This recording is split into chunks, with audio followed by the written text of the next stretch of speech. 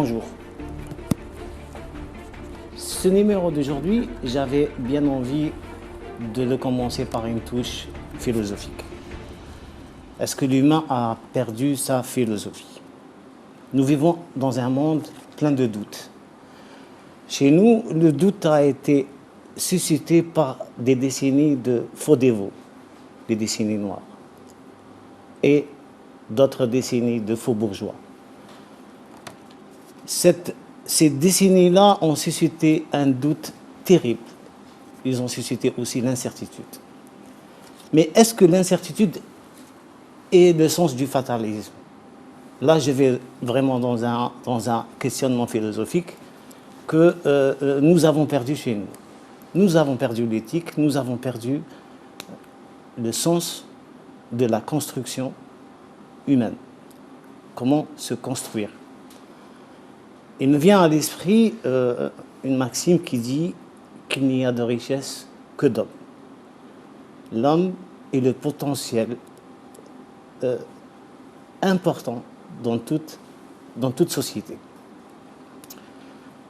Est-ce que nous, on vit un fatalisme, comme on dit chez nous, on rentre dans le mur et puis l'Algérie est vouée à l'échec? Non. C'est pour donner cet espoir qu'un certain mouvement a été béni même par les plus hautes instances du pays. Il y a un film qui vient à l'esprit qui dit « Tant qu'il y aura des hommes ». Et l'Algérie est pleine de compétences, de potentiel humain qui peuvent la rendre parmi les pays les plus émergents. Parmi ces hommes, aujourd'hui, nous avons le président de la COSOB, de la commission d'opération d'autorité boursière. On va essayer de débattre avec lui. Est-ce que cette incertitude est fatale pour débouter sur d'autres sujets d'actualité plus importants concernant la bourse et l'autorité boursière? Monsieur Hakim Berrah, bonjour. Bonjour. L'incertitude est-elle fatale? L'incertitude n'est pas fatale, elle n'est pas une fatalité. Par contre, le monde d'aujourd'hui est plein d'incertitudes. Et nous allons vers un monde de plus en plus incertain. Si on prend l'exemple de la pandémie du Covid, du coronavirus actuellement, c'était une incertitude. Sa gestion, la résilience face à ces pandémies font de l'incertitude. Edgar Morin, dont nous partageons la lecture, qui est le philosophe et témoin de son siècle, dit qu'il y aura de plus en plus d'incertitudes, de plus en plus de complexité, et prévoir l'avenir est très incertain. Par contre, il faut gérer en tenant compte de l'incertitude. Il y a des modèles mathématiques qui tiennent compte de l'incertitude, mais l'incertitude va être croissante. Donc, nous ne saurons jamais de quoi demain sera fait. Par contre, il faut gérer avec une vision claire, en ayant toujours à l'œil l'objectif que nous nous assignons. Actuellement, par exemple, le gouvernement algérien s'assigne à une gestion, à une économie solidaire, sociale, dirigée vers les plus faibles pour endiguer les inégalités sociales. Mais ça va être avec beaucoup d'incertitudes et vraiment malin sera celui qui dira ce que sera fait demain. Mais on dit toujours que l'incertitude, puisqu'on n'est pas, on ne va pas s'attarder, mais on dit toujours que l'incertitude, elle est inhérente, ou l'incertitude est inhérente à la gestion. C'est-à-dire, la gestion est l'art de rendre certain ce qui est incertain. Tout à fait, mais de plus en plus à court terme, en tenant compte du risque inhérent. Mais nous rentrons dans des incertitudes, les changements climatiques, les pandémies, la complexité des situations, l'innovation qui devient de plus en plus rapide, le temps d'assimiler l'innovation qu'elle est déjà dépassée. Donc ça va être un monde très incertain, où il faut se recentrer sur l'homme. Et là, je vous rejoins, il faut former l'homme pour être capable d'appréhender ces nouvelles situations qui vont arriver sur un cycle de plus en plus rapide.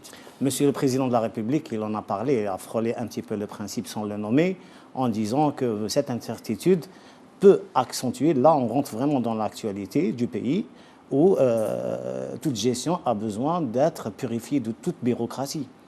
La bureaucratie fait loi. Hélas, oui. Hélas, oui.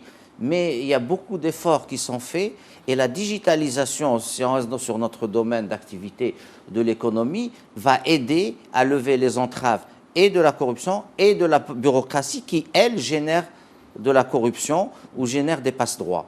Donc, il faut axer sur cette... D'ailleurs, il y a un ministère de la numérisation qui a été créé. Il y a beaucoup d'actions qui sont faites en termes de digitalisation de l'économie. Et là, il faut accentuer, il faut aller encore beaucoup, beaucoup plus vite. Plus en profondeur. Je me rappelle aussi qu'il y avait un certain moment, un certain ministère de la réforme administrative. Cette réforme, on n'en voit pas qu'est-ce qu'elle a abouti, sur quel résultat. On n'a rien vu. Donc la démocratie, la bureaucratie, pardon, ça c'est le lapsus qui est incontrôlé, la bureaucratie freine le pays. Concernant votre domaine, Hakim, quelles sont les contraintes auxquelles est contraint le marché financier, par exemple? Oui. Alors nous subissons bien sûr les aléas de l'économie mondiale, parce que la bourse devrait être la vitrine de l'économie. Et nous, parmi les premiers écueils que nous rencontrons, c'est le manque de transparence des entreprises. Donc il y a un volet, il y a les entreprises publiques qui ont un problème de management, de gouvernance, il y a les entreprises privées qui ont un problème de gouvernance et de transparence et de rectitude fiscale, pour certaines d'entre elles, il y a le manque d'éducation financière, et surtout, il y a un manque cruel de professionnels du marché pour accompagner ces entreprises. Parce que l'entreprise doit être accompagnée par des spécialistes qui connaissent l'opérationnel. Parce que, comme me le rappelait pas plus tard qu'hier un ami, de toute façon, l'intelligence, c'est vraiment maintenant, il faut transformer cette intelligence en quelque chose d'opérationnel. Et là, la passerelle, c'est ce qu'on recherche entre l'université où la connaissance est plutôt théorique et dans l'entreprise. Donc, rapprocher ces deux mondes, faire de la passerelle entre les deux et faire en sorte que l'intelligence serve l'entreprise et la création de richesses. Vous avez parlé j'allais dire, la transparence. La transparence, elle est due à une certaine lourdeur dans les réformes. Par exemple, dernièrement, vous avez assisté aux assises de la réforme de la fiscalité.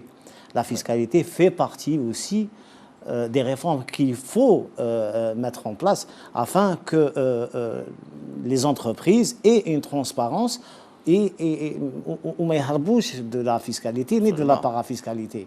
Donc là, c'est un domaine, d'ailleurs, le président de la République il vient de décréter un genre d'amnistie fiscale pour les opérateurs économiques, et on ne comprend pas. Est-ce que toute réforme fiscale passe nécessairement par une amnistie ou un gel des paiements des droits? Le gel n'étant pas une amnistie, c'est dû aux problèmes liés à la pandémie, elle est conjoncturelle.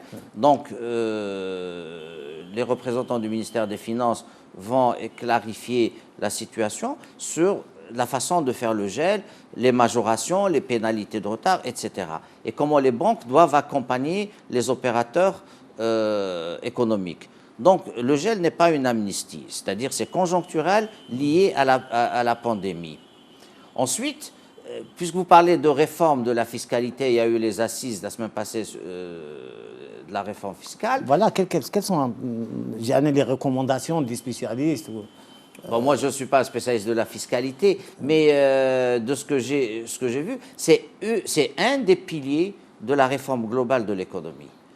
C'est-à-dire que le rôle économique, il faut plus d'équité fiscale, il faut qu'il y ait une rectitude fiscale des entreprises et des particuliers, il faut que quelqu'un paye en fonction de ce qu'il gagne, de ses revenus, il faut que l'assiette soit élargie, comme l'avait souligné le Premier ministre et le ministre des Finances, donc l'assiette élargie, et il faut que la fiscalité serve à créer plus de cohésion sociale et à réduire les inégalités sociales du pays. Il faut d'abord combattre le marché informel, Hakim. Tout à fait. Parce qu'il y a une injustice quelque part. Alors, il y a l'informel qui ne paye pas les droits ou les dus, les redevances de l'État. Tout à fait. Et il y a une lourdeur, une sorte de chape de plomb sur les entreprises qui souvent n'arrivent pas. D'ailleurs, le taux de mortalité des entreprises en Algérie est excessif par rapport à nos voisins ou là, par rapport à ce qui se passe en Europe. Oui, oui. Il y a tout un programme du gouvernement lié à contrer l'informel, à les faire entrer dans la sphère formelle.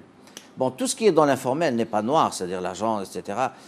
Il y a plusieurs, il y a du gris, il y a du riz foncé, etc. Donc, il faut faire de l'inclusion financière. Il faut amener ces sociétés, même en payant très peu d'impôts, à ce qu'ils rentrent dans la sphère réelle, à ce qu'ils soient fiscalisés. Donc il y a un énorme travail qui doit être fait par tous les acteurs de la place, c'est-à-dire le marché financier, les banques, la fiscalité, les caisses d'assurance sociale. C'est une réforme globale. Dans la réforme fiscale fait partie, comme la réforme bancaire, comme la réforme du marché financier, font partie de cette modernisation de l'économie nationale. Parce que il faut rétablir, vous avez parlé tout à l'heure d'éthique, il y a beaucoup d'éthique à mettre sur le marché, il y a beaucoup de travail pour faire la soumission à l'impôt, il faut que les gens adhèrent à l'impôt. Dans des pays, il y a des gens qui sont contents de payer l'impôt, donc l'histoire de l'impôt chez nous, elle diffère de certains pays, comme c'est perçu, donc il y a tout un travail qui doit être fait et qui doit être cohérent entre tous les acteurs de la sphère économique et autres que la sphère économique, c'est élargir l'assiette, c'est qu'il y ait une équité et que les gens sachent où va leur impôt. D'abord, c'est culturel. Hakim, on garde l'idée et on revient juste un moment après la pause.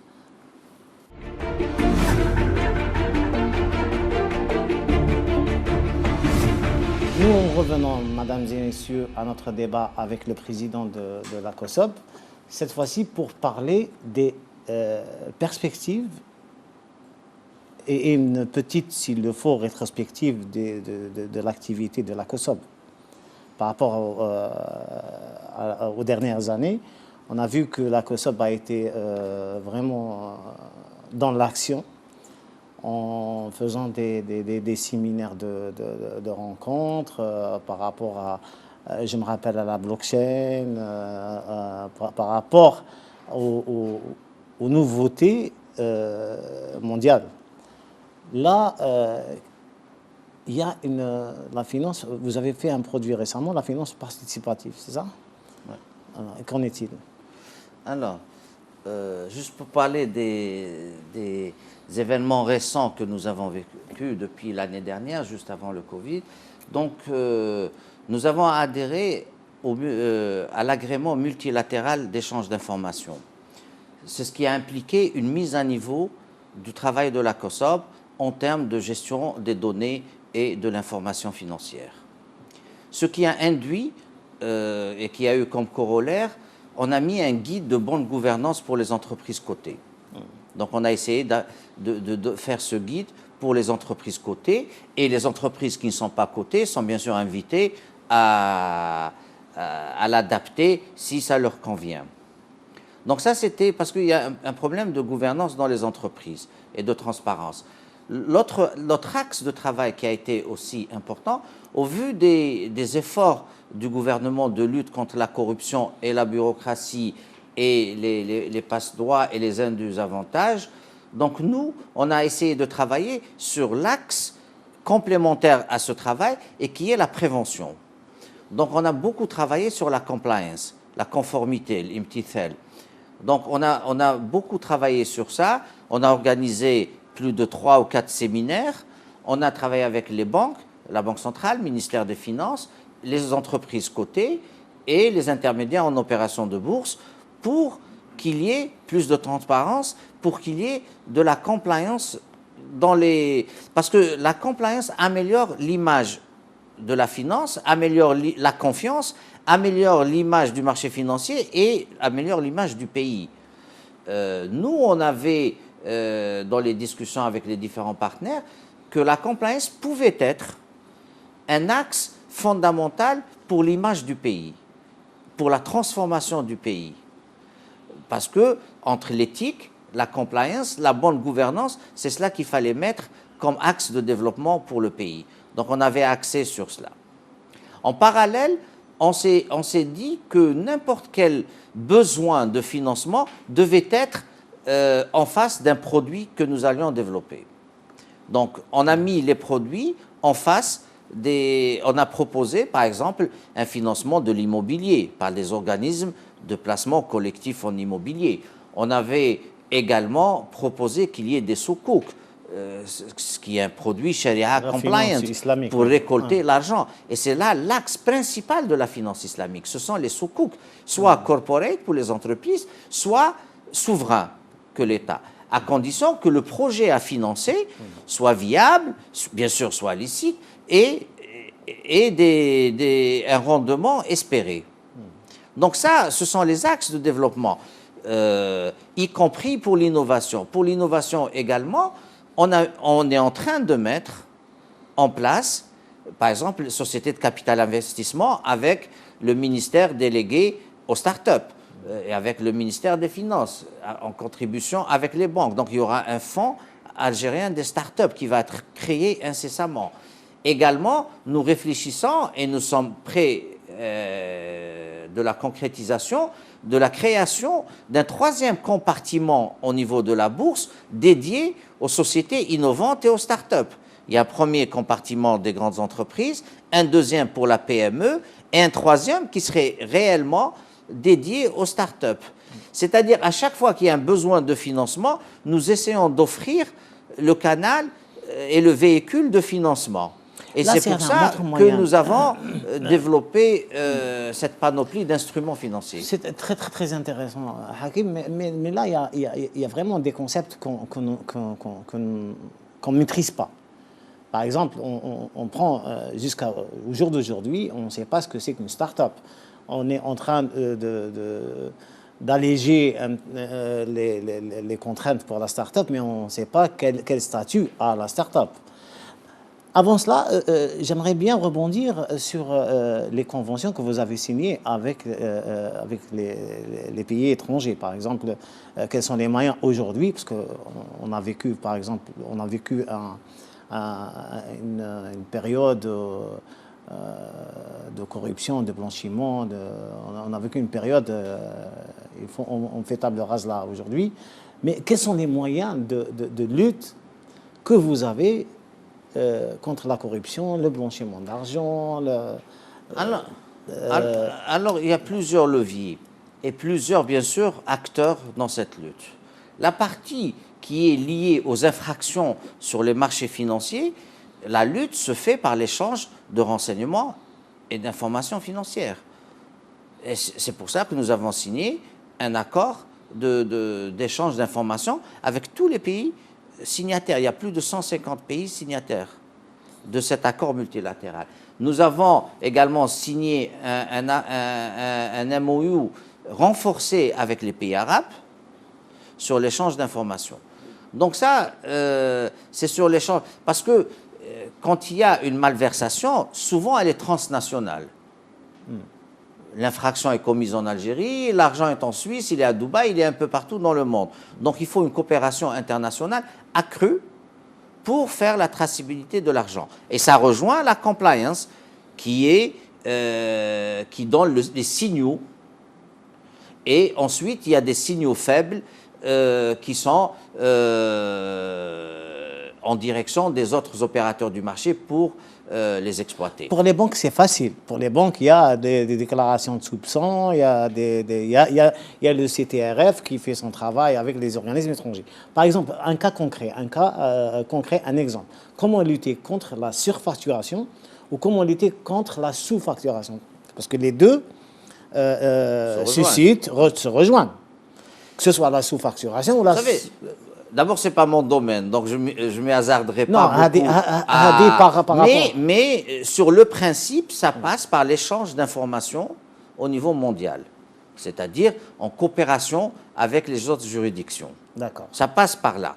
Parce que, en général, les crimes financiers ne se passent pas uniquement dans un seul pays, notamment quand il y a une importation ou une exportation, c'est transnational. Ça vient, ça part d'un pays vers l'Algérie ou de l'Algérie vers ce pays, ça transite. Donc il faut former les professionnels du marché pour tracer ces activités, ces flux financiers criminels. Et dans le monde entier, il y a beaucoup d'accords maintenant qui sont faits, qui sont ratifiés par l'Algérie, qui vont dans ce sens-là. Et juste la parenthèse, vous avez parlé de start-up, le ministère délégué aux start-up sont en train de travailler sur une labellisation des start-up. Donc l'entreprise qui est labellisée start-up a droit aux facilitations fiscales et autres. Mais pas que. Si une entreprise ne veut pas se faire labelliser, rien ne l'empêche de se faire financer, par exemple, dans ce compartiment. Le label donne d'autres avantages. D'accord, mais la problématique reste entière dans la mesure où on ne sait pas ce que c'est qu'un start-up. On n'a pas un statut pour la start-up. C'est quoi la start-up? C'est en phase d'élaboration. C'est en phase d'élaboration. Il y a bien sûr des définitions dans le monde qui sont... parce qu'il faut faire la différence entre toute petite entreprise, mais souvent c'est lié à l'innovation. D'accord. Et un scaling, c'est-à-dire qu'il y a une capacité de croissance exponentielle. C'est dans ce sens-là qu'il y a la start-up. Mais de toutes les manières, chez nous, on a relié la start-up à l'économie de la connaissance. Et c'est ça qui est très intéressant. Parce qu'il faut passer vers l'économie de la connaissance. Ensuite, si c'est une start-up ou pas, quel est le label ou pas, il suffit qu'elle crée de la richesse, qu'elle crée du savoir, que les Algériens puissent, les jeunes, s'épanouir dans notre pays, qu'on garde et que l'économie en bénéficie pour créer de la richesse et venir, bien sûr, confronter l'économie nationale. Hakim, avant de finir, j'ai encore deux questions d'actualité. Une question, la première étant que... combien de visas a délivré la COSOB? Il y avait 8 entreprises qui ont émis le vœu de s'introduire en bourse, mais ça n'a pas marché. Alors, et pourquoi il n'y a pas d'engouement Vous savez, pour les entreprises publiques, c'est le propriétaire qui décide, c'est-à-dire c'est l'État. Les 8 entreprises qui étaient passées par le conseil de participation de l'État avaient commencé à travailler. Il y en avait même une qui a été essayée de venir sur le marché. Elles ont avancé. Et nous, à ce moment-là, nous souhaitons que cette liste soit reprise parce qu'elle a été arrêtée pour des raisons obscures que nous ignorons. Les 8 entreprises sont publiques? Sont publiques. Les 8 entreprises sont publiques. Donc, juste pour rappel, c'est Mobilis, c'est une filiale de Considère, c'est le CPA, c'est Hydro-Aménagement, c'est Deux Cimenteries, etc. Donc, il faut les reprendre. À mon avis, il faut les reprendre parce que le privé viendra quand il verra qu'il y a des entreprises publiques qui viennent enrichir le marché. Et ce sera une excellente chose pour les entreprises publiques de venir sur la bourse. La première des choses, c'est assurer leur pérennité, assurer une bonne gouvernance et donner bien sûr que l'État récupère un peu de trésorerie en ces temps difficiles. Il y a par exemple 2 entreprises qui sont cotées, Saïdal et L'Horacie. Ce serait bien que l'État ouvre un pourcentage supplémentaire parce que c'est très facile à faire dans ce cas-là, et les mettre sur les marchés. Ça permet d'avoir une meilleure gouvernance, ça permet de sauver ces entreprises, de les renforcer, et ça permet également à l'État d'engranger un peu de trésorerie. Il y avait également la CAR qui est arrivée pratiquement au bout du processus, parce qu'arriver en bourse, il faut être une bonne entreprise. Donc, il y a des programmes. À l'époque où nous avions visité la bourse de Londres, ils ont un programme qui s'appelle Elite, qui prend une entreprise qui la prépare à l'introduction. Et tous les pays passent par ces process. Donc, il faut que les entreprises viennent. Il y a beaucoup d'entreprises privées qui ont émis le vœu de venir. Il y a une entreprise qui a eu un visa provisoire. Vous avez parlé de titres participatifs qui vont déposer au sein de l'instance du Haut Conseil islamique pour avoir le label de Sharia Compliant. Donc, c'est des titres participatifs avec un sous-jacent immobilier. il y a d'autres entreprises que je peux citer, puisqu'on les avait visitées, ça fait un mois avec le ministre délégué aux startups, c'est S5, c'est une jeune entreprise brillante qui conçoit et qui fabrique, enfin qui travaille dans le traitement des déchets. D'accord. Dans le traitement des Le déchets, recyclage. il y a Casbah, dans le recyclage, il y a la Casbah, la vinaigrerie, il y en a d'autres. Il y a Almag, il y a UFM. Et qu'est-ce qui bloque? Qu'est-ce qui bloque? Pourquoi qu'est-ce qui bloque? Parce Ils que étaient en plein process, il y a eu le Covid, mais je pense qu'une entreprise comme S5 pourra venir au marché avant la fin de l'année. La même chose pour AOM Invest. Yassir aussi, Waqila Mahdi, il a émis le vœu Yassir à un moment, mais il a eu un financement à l'international. Mais il y a d'autres entreprises comme Casbah et comme AOM Invest sur les titres participatifs qui va émettre des titres Sharia compliant. Parce que maintenant, il faut collecter l'épargne des Algériens en instaurant la confiance. Très bien. En bref, Hakim, dernière question. Et NCR Wiba? NCR Wiba se retire de la cote parce qu'elle a été reprise par un grand groupe international. Ça veut dire que le pays reste attractif. L'Algérie reste attractive puisqu'il y a des grands groupes internationaux qui viennent. NCR Wiba, quand vous avez lu de leur propre signalisation, donc ils ont mis qu'ils ont eu des dysfonctionnements de gestion. Donc il y a un groupe qui reprend. L'offre qui a été faite aux petits investisseurs, le cours était à 200 dinars, ils ont fait une offre à 258. Et il y en a beaucoup, plus de 40%, qui ont décidé de rester actionnaires, petits actionnaires dans le groupe SR Wiba. Dernière question. Alliance Assurance est satisfait de sa position dans la bourse? Je pense oui, et il faut le dire que si on prend Alliance, l'Horaci cette année n'a pas donné de dividendes parce qu'il y a eu le Hera qui n'ont pas travaillé l'an passé, et Biofarm ont donné d'excellents dividendes aux gens. C'est bien meilleur qu'un placement bancaire. Merci beaucoup Hakim, c'est toujours un plaisir de discuter et d'échanger avec vous. Plaisir est partagé. Là, je vous promets un autre rendez-vous au fur et à mesure de l'avancement de l'actualité. J'espère que, comme tout à fait au début, il n'y a de richesse que d'hommes. Et tant qu'il y aura des hommes, quand il y aura des hommes éclairés, l'Algérie se portera bien. Sur ce, mesdames et messieurs, je vous donne rendez-vous la semaine prochaine avec un autre invité. Et en attendant, je veux dire au revoir.